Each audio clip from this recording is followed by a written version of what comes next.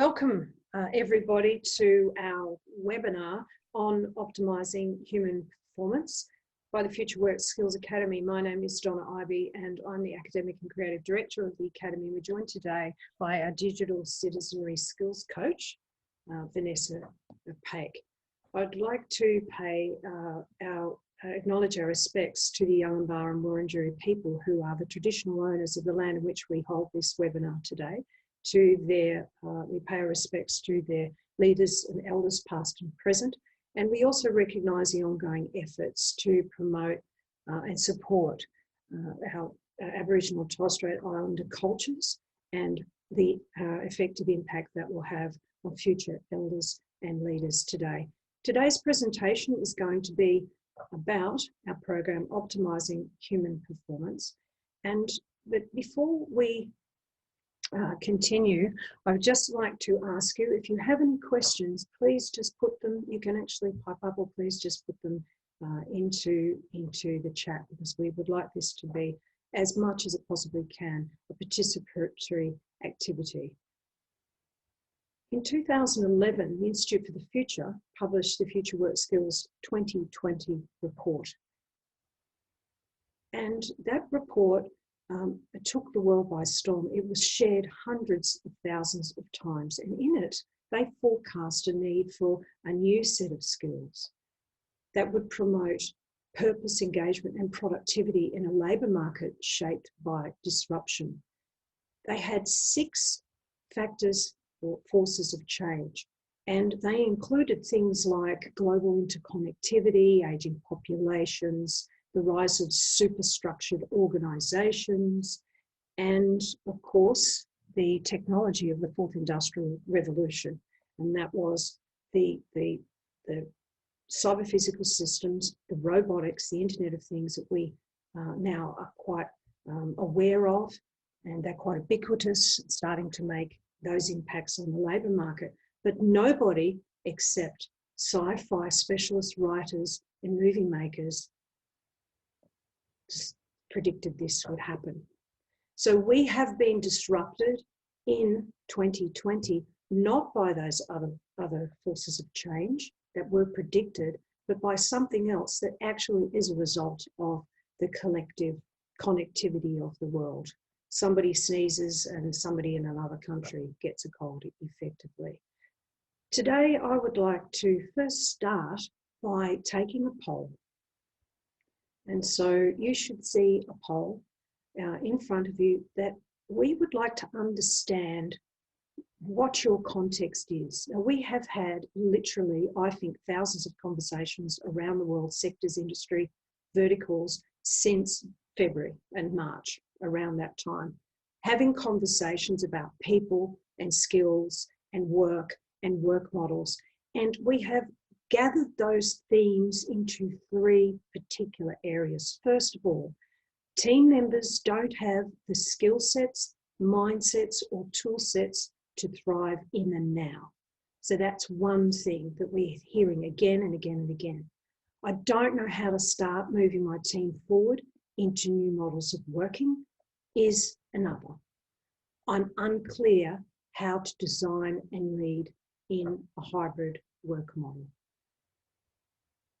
So I'll give you a couple of seconds to decide which one you are of those 3. Okay, so unclear how to design and lead in a hybrid work model. Don't know how to start moving the teams forward. Okay.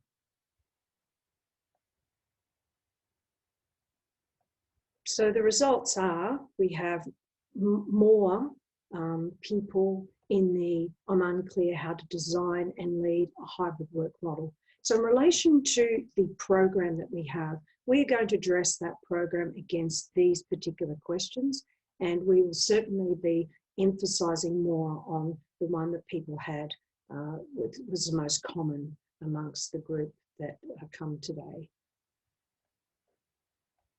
So we are going to start with the first problem that we are getting a lot of content about, and that is that team members don't have the skill sets, mindsets and tool sets to thrive in the now. And in order to address that, I want to contextualize that conversation around where we came from in the 20th century and what was privileged, and why we have a challenge with not having the skill sets, mindsets, and tool sets for the situation that we are finding ourselves in today. So to do that, I'm going to go through a brief history of modern human work, and we're going to start with industrialization, because that really gave the blueprint, the model of the work that we undertake today. So it started back with Ford, and it started with manufacturing, and where people actually changed work for the first time in centuries, really, that there'd ever been a really big change in the way that people worked. And what did that mean? People were broken up into having individual tasks. No one owned their work product, and Taylorism really forged the blueprint for the work that we do today. And there he is with the Model T Ford. We then move on to introducing machines to increase productivity in work. And at that point, a lot of the routine tasks were gathered out of work and taken over by machines. And here we have the 1958 Chevy Impala, which was the first car in the world that was built using robotics. And then finally, we have the introduction of the technologies of the fourth industrial revolution, as I mentioned before: Internet of Things, cyber physical systems, robotics, artificial intelligence.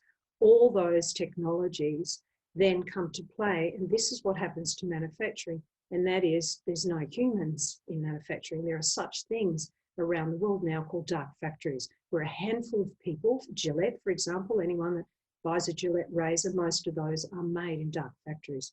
Dark because machines don't need heat and they don't need light to work. So they're dark, and human beings walk around with them in spacesuits. So the human being has gone out of work. And in 2011, around about the same time, the Institute for the Future published that report.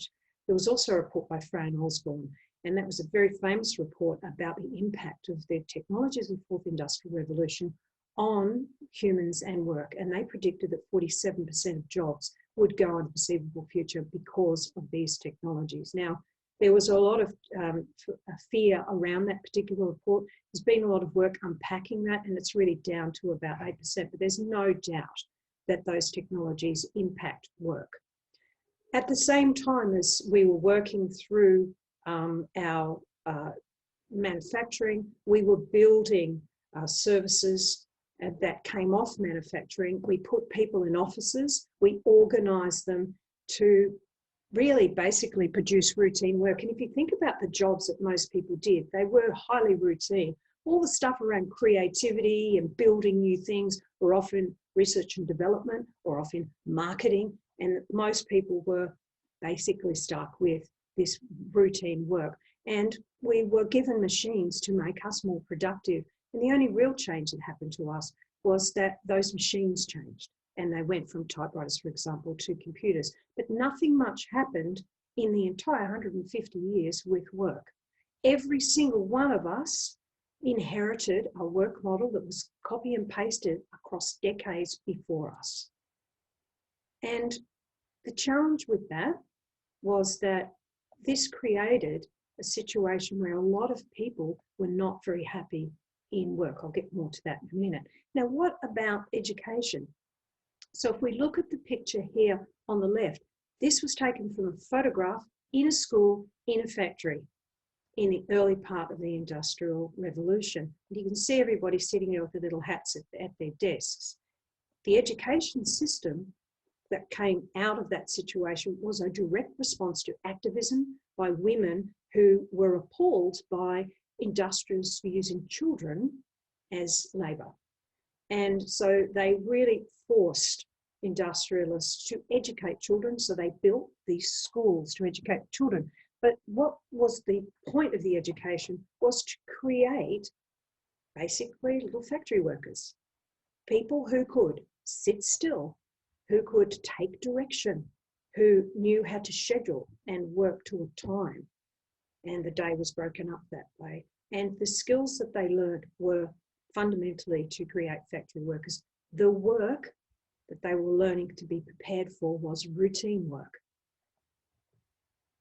This is from a photograph last year, and I think we can see the similarities. For many of us in education, I have a number of degrees in education, we haven't seen a great deal of change globally, except in some of the Nordic countries around our education system. It is literally a blueprint from the early part of the Industrial Revolution. And what does this cause? This industrial models of work and learning, this privileging and favouring of productivity and economising and making human beings create work product that is basically routine for years and years and years. Well, what happens is you get a lot of very unhappy people. Just think about a couple of statistics. One, this is the United States and very similar in Australia. When people enter school, their positivity around the school experience is around 70%. When they leave, it's around 14%. And that's from entry to senior high school. And what about work? We have seen again and again and again, year in and year out, with the Gallup polls around engagement, that it is flatlined at around 20% for the last 20 years. There's been no appreciable change in that. There is a lot of global research around mental health issues as it relates to work. So it hasn't worked particularly well for us, even though those skills were really made for this century, the 20th century, a century that was predictable, routine, stable. That was that century, but it does not prepare us for this one. This one, this ball is characterized by being volatile and uncertain and complex and ambiguous. So the skill sets, mindsets and tool sets of the 20th century do not work for this world. And in February this year, this world happened. And so we suddenly have the future rushing towards us, something which we saw afar, that I and a bunch of futurists and people that work in the future work globally prophesized about and had provocations about. But suddenly it was here. This question about, I don't know how to move my teams forward in new models of working. I said last week in a broadcast that we seem to be in a global stasis everywhere, kind of waiting for what comes next. And that comes from many things, but my interest is this fear that humans have of the liminal space. And the liminal space is the space between where you were and where you need to be. It is the threshold. And human beings, we're still run by our ancient brain. We are still very much driven by the fact we're an animal. Human beings don't like the liminal space because it's actually has risk inherent with it. So if you think about leaving the cave, moving your community, those are risks. So thresholds have inherent risks. Human beings don't enjoy that feeling. And this is where we stand. We stand on that side of the liminal space. But there is the future. We need to move across that liminal space. We need to get moving forward. And there was a very interesting article in MIT Sloan Review, and if anyone wants to contact me, I can share resources and links, etc. There's a guy called Shameen Prasanthan who published an article last week on Thursday about stages of crisis and about the potential we have in liminality. Why? Because some of the greatest advances in humankind have been through the disruption of liminality. If we think about it, so many people tried to chip away at engagement with work. So many people have tried to chip away at the education system. And it's just impossible because it's so big and so stuck, and the vested interests are in control of it. It is the fabulous opportunity of disruption that we now face. But we have to appreciate that human beings have a fear of crossing across that. So we need some great leadership. Now, the characteristics of liminality that were raised in this article, they are following. There is ambiguity, a suspension of norms. So this is one characteristic. The other characteristic is that always there's this presence of community, of enhanced spirit of solidarity. And then there's potentiality, and that is scope for transformation. Those things exist in crisis. Those things exist in the liminal space. And human beings can go one way or the other. The not so good way is freezing, panicking, or acting in a way that is not considered. So being impulsive. So we can do that. But what we can also do is to, and they literally use these words, to be calm, learn within our scope, and that is don't try to do too much learning of new things, but learn within our scope, be calm, and be focused on the potential for positive change. So those are the three things that human beings can do here. Because if we look at two really interesting statistics. Now, the one on the left-hand side was taken by a sector in community services very recently. 90% of people didn't want to return to the built workplace. It's a shocking statistic. They didn't want to go back to the office. Similarly, another survey, very different group, in a professional services group, 78% of people felt that they were lacking the skills to work from home effectively. So there's things holding people back from moving forward. We are here. We are in that cage, but the door is open and we need to bring people out. So I'm now going to hand over to Vanessa to take our next section, and that's about the hybrid model of work. So Vanessa will introduce herself, a little bit about her background, and then take you through her section on designing and leading a hybrid work model. Thank you, Vanessa. Thanks, Donna.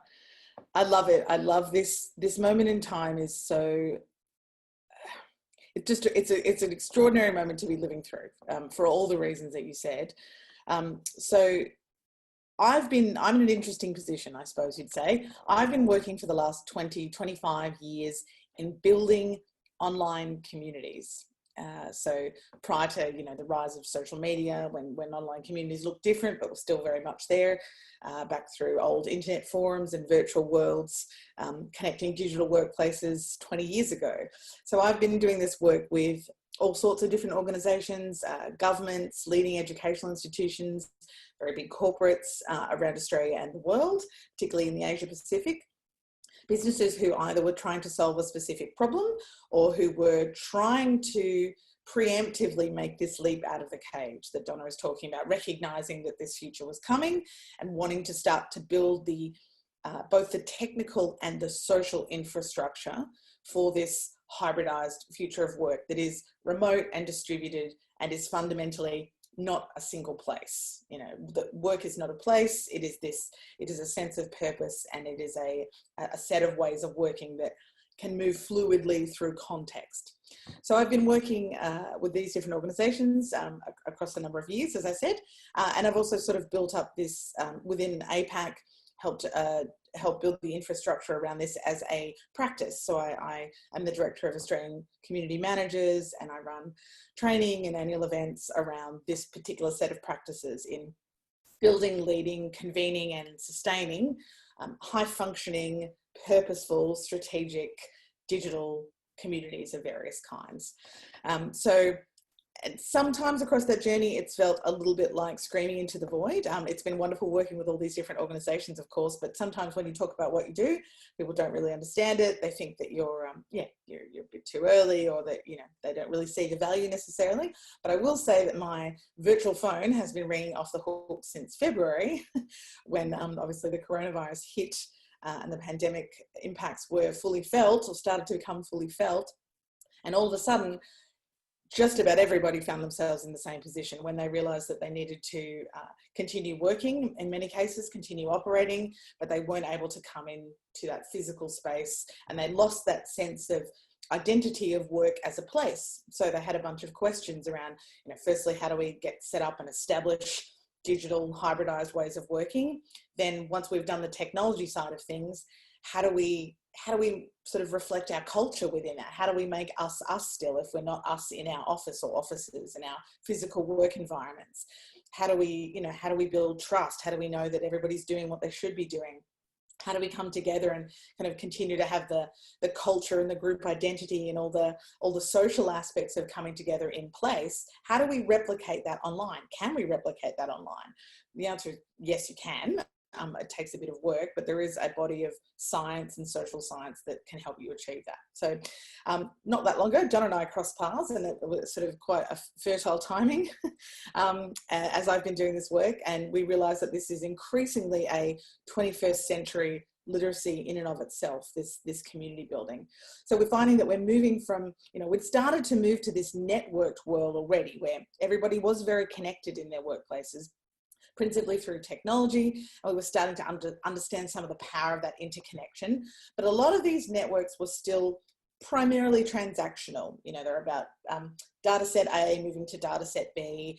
We weren't necessarily thinking of networks more than a mechanism, an efficiency mechanism, which they are, but we weren't really taking it beyond that. And I've been playing in, I guess, the next layer, which is the intentional community space. So it's taking that, the relationship building blocks of the network model, and then grafting an intentional community on top of that. So the reason this has become so urgent is, we can't leave these organizations running on a network structure alone for the next 18 months, 2 years, 5 years, which is likely what this is going to be, because they're flailing. They're really, really struggling. As I said, they've got the technology, but they're missing the culture. They're not collaborating efficiently. And when I say collaborating, not just transactional collaboration, they're not unlocking the deep value and engagement that they either were in their offline environments, or that they've never really achieved, and they're worried that this is going to set them back even further. So the power of a community model that I've sort of witnessed across a couple of decades and continuing to sort of bear out with organizations is that it connects us through this deep context and relevance. Communities, networks expand, and communities retain just naturally by their social structure. They're a really ancient, hyper-resilient social structure. It's not really that new. As Donna mentioned, we're still governed by our ancient brains. This is ancient wisdom, the way that we connect in this way. They allow us to develop trust, shared meaning, collective intelligence, the shared resilience, that, if you wrote them out as a list, they're often the things we're trying to capture when we do those work engagement exercises, and the projects that have been designed to try and help us engage more at work try to tackle these problems and typically fail, and we wonder why. And it's because the underlying structure isn't right, it's broken. So and from a governance point of view as well, the governance of a community is, it's internalized, it's co-owned, it's guiding, not controlling. It's the antithesis of a hierarchy, and it's the antithesis of that tailored, siloed structure that Donna mentioned we've inherited from, the Industrial Revolution. So the science of community is a really strong foundation for dealing with constant ambiguity, constant turbulence, and our sort of the network is our sort of place marker while we build these literacies and get them moving. It's an adaptive structure, which is, really reflexive, which we need it to be to deal with all of these challenges. So if you see this image here, this represents, the Wi-Fi tower in the middle there is, is clarity of purpose. It's why we're showing up, what we're there to do, what is our relationship to that purpose. And those people don't need to be in the same room. They don't need to be in the same country. As long as they have a clarion sense of purpose, they have really strong sense of shared meaning, of how we work together and why, what is our group identity, what are our, what have we agreed on in terms of our principles of engagement and how we show up and the ways that we contribute, how we build knowledge together. If we approach it as an intentional community around this core idea, this core purpose, we can move this structure anywhere through any context. If we can't go back to an office, that's okay. If we partly go back to an office, if 2 of those people go back, that's okay as well. If 2 of them go and live in another country, that's perfectly okay. So when this intentional group of humans with shared purpose, shared values, behaviours and artefacts can convene, and you as a leader potentially can set the conditions for this, because there are formulas to that. You're then in a position to create an effective operating model for work for any strategic purpose, wherever you are, whenever you are, in any context. And that is the kind of fluidity that the 21st century, that great, you know, ball that Donna showed you, that demands. So here's a little bit of a couple of data points that I just wanted to share, just to prove that I'm not making this up. Obviously, I've seen this, as I say, across 20 years of work with a long list of organisations. But you know, this data point here is from the Community Roundtable, which is one of the leading lights of community research in the world right now. They're based out of Boston in the United States.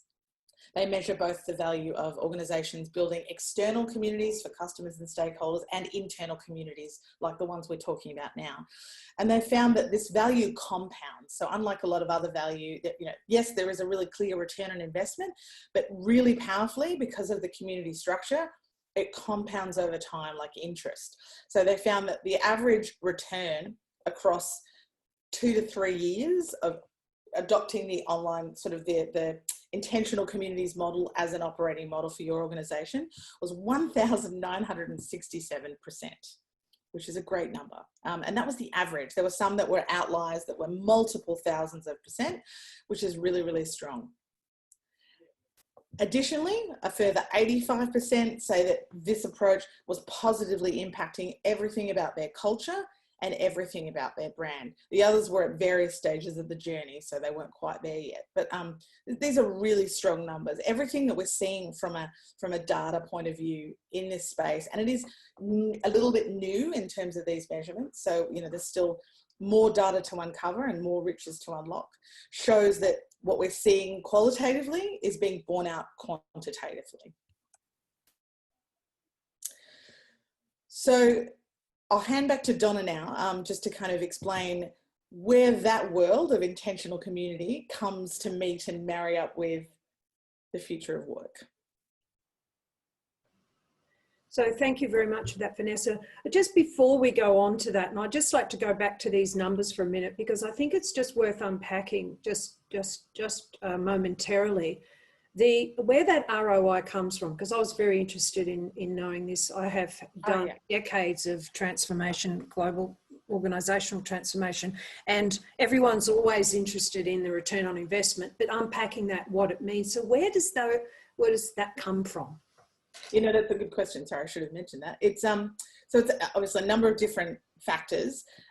There's productivity and efficiency gains, of course, and there's various ROI points that come out of that. So people are better able to work together, particularly once they've built you know, emotional connections and trust. There are a lot of shortcuts that sort of fuse and wire organizationally. The knowledge base, the sort of collective intelligence piece I mentioned, is a huge one. A lot of that knowledge, sometimes people try to quite artificially or awkwardly capture the knowledge within an organization, but without this structure to support it. So it often gets lost. But these structures better allow, you know, the inherent lived experience, skills, expertise, you know, expertise on the job to be collectively pulled and made sense of socially within everybody, you know, and then re-internalized by everybody, if that makes sense. So it's just a much more effective way to kind of organize and maintain the shared knowledge within any workplace, within any organization. And that's got a ton of different gains as well. Most critically, you know, they found that by adopting this model, particularly leaning into, you know, shared ownership of work product, trust, you know, allowing people to bring their whole selves to work, it was unlocking new product ideas, so tons of ideation, new revenue streams, just value generation at a ton of different points throughout the organization.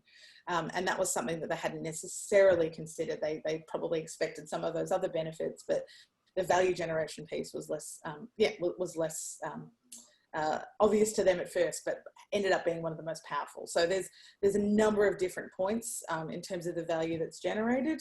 You know, insights, productivity, lower operational costs in a bunch of other areas that we've talked about. If you lose some of those antiquated overheads that you don't necessarily really need, that you sort of think you need because of habit and tradition, but you don't, you can put those to bed and invest in your people in these new ways.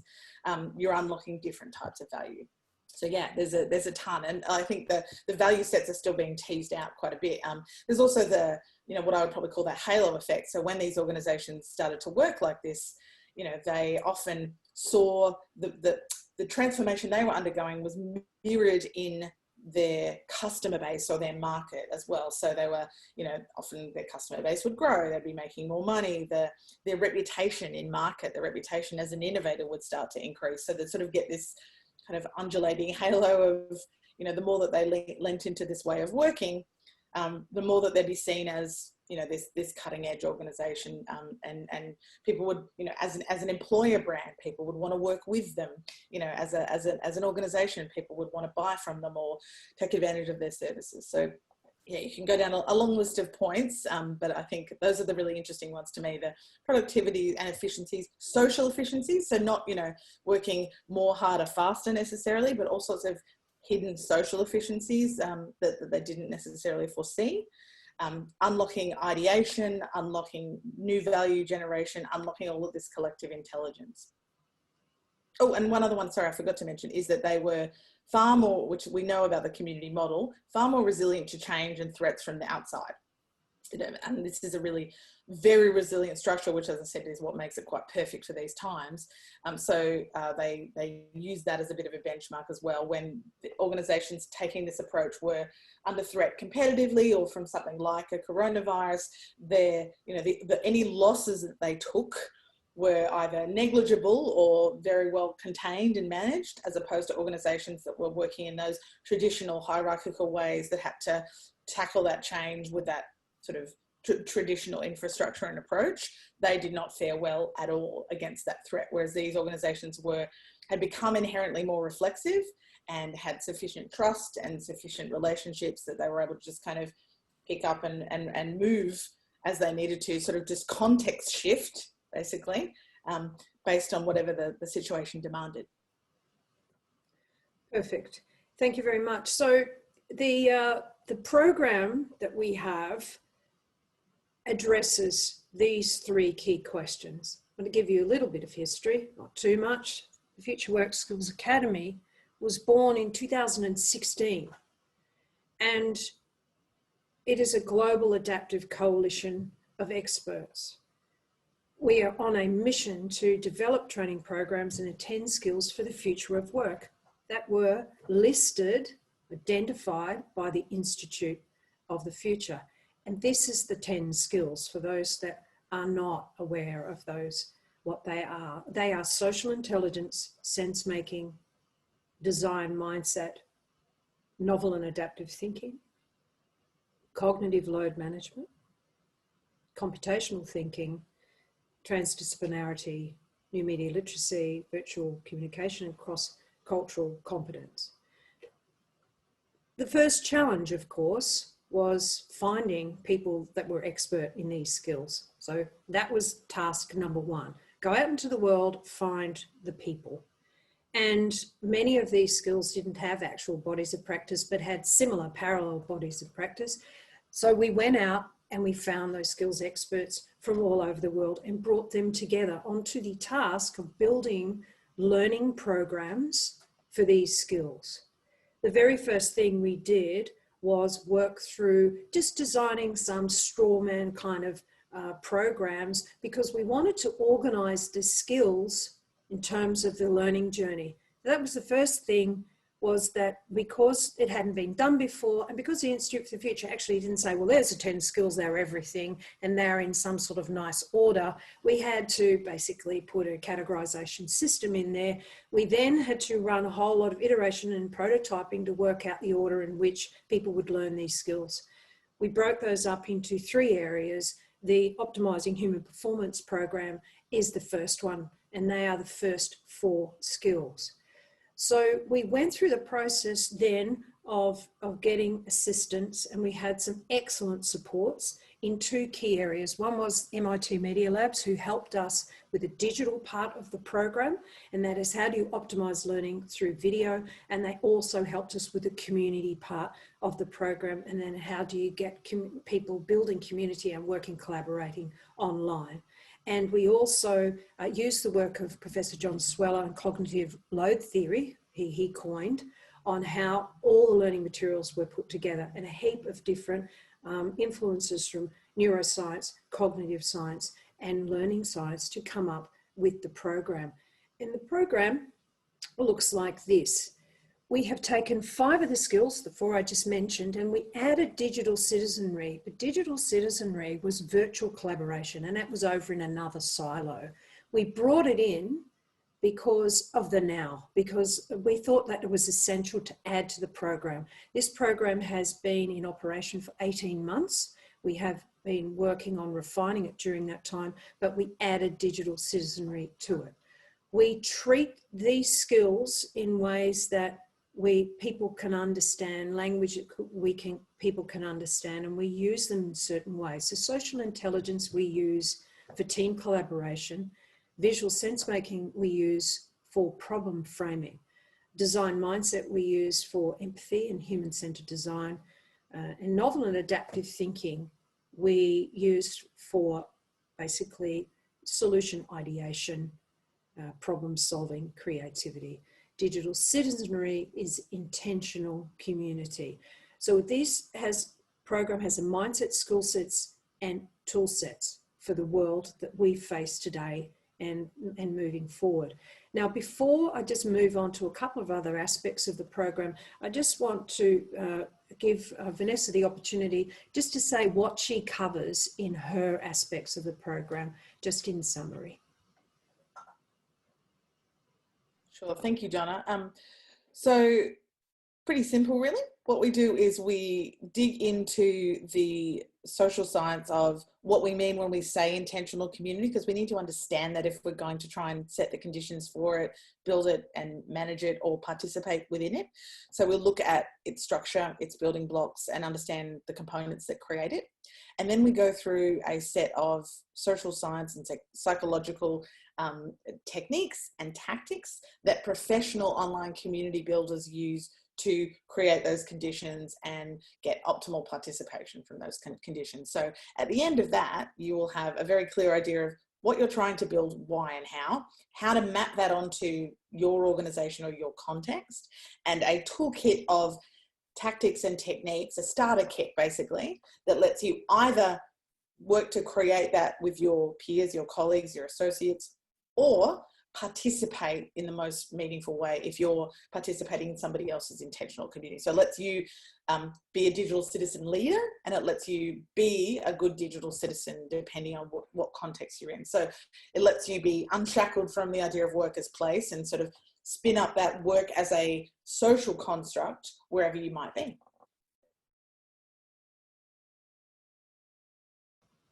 Perfect, thank you for that. And now, not your average program.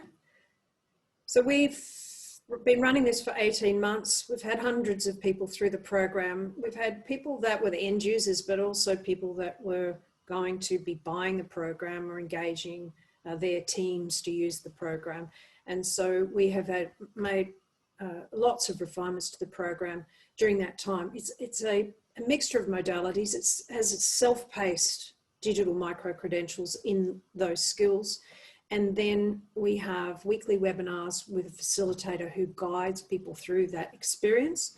We have a digital classroom where all the learning happens, and we have a collaboration hub where people get together and we share learnings, and we share videos and we share images in our learning journey, and people respond in micro challenges. Really importantly, and this is what we're using to move people across the liminal space. This program has attached to it, and this came from our market research and from people who'd used the program, that it was nice to have the skills, but how do you actually make them live? How do you give them agency? And it took us a while to realize that we needed a methodology. Now, all the coaches, including myself, in 25 years of global transformation and change programs, have built methodologies. So we had to build a methodology. So that took about 14 months to build this methodology. It's called the Human Plus Framework. What is it? It is a method for taking those skills, organizing them and applying them to framing and solving a workplace challenge. So we decided to give people the opportunity to answer the question of how do they reimagine work in a hybrid world. What's great about this? They're learning the skills they need to operate in a hybrid world. They are moving.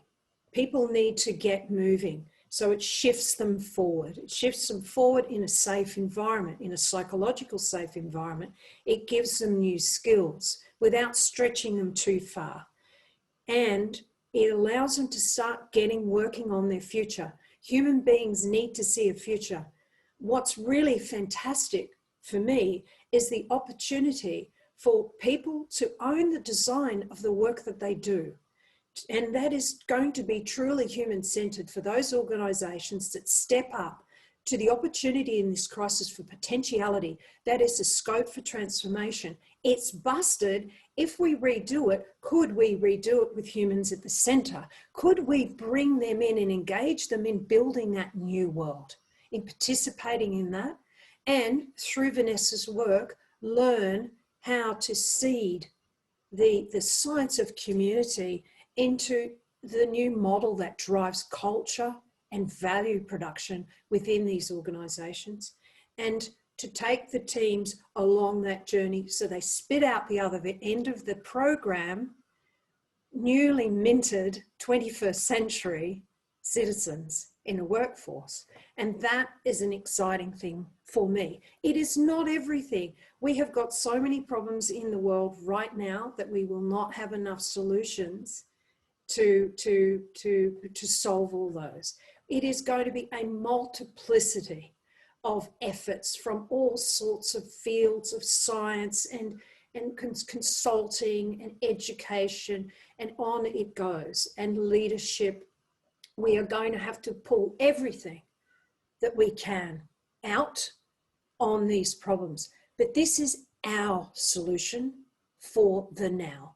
And that is a program that is targeted, that has been long in the gestation, targeted for this exact problem. So that is the structure of the program. We are making headway. So we have 6 competencies in this program: adaptation, problem framing, problem solving, metacognition, understanding this thing, a human-centered focus, and collaboration. The white columns are an aggregate of the entry point of self-assessment for people doing the program, and the purple is the exit, self-assessment of people doing the program. So we are making headway with this learning program. How do you get involved? So there's 3 ways that you can get involved. We have our next open program starting on the 29th of September. And that brings people from all over the world. It's an exciting multicultural program.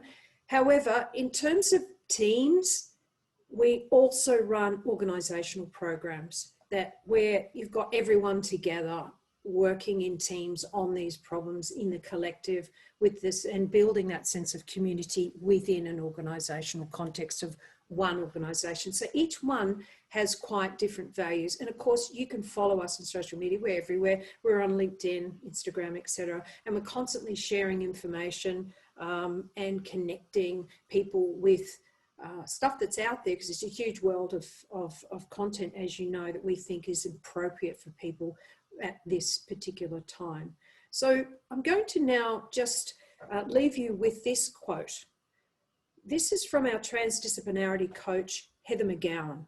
She comes next. So that content is 2021. And she is considered one of the world's leaders in future of work. And she has in her book, The Adaptation Advantage, human beings are works in progress that mistakenly think that they are finished. So I'd like to open with any questions that people have, any comments or questions that people might have. So thank you very much for your attendance today. More information, you can find us. If you're in Australia, you can ring us. That's our phone number, and then you can look at the Future Work Skills Academy. If you look at our website, you'll see our courses there, and you can learn more information about the upcoming course in September. Of course, you can contact us to have conversations about group training within your organisation.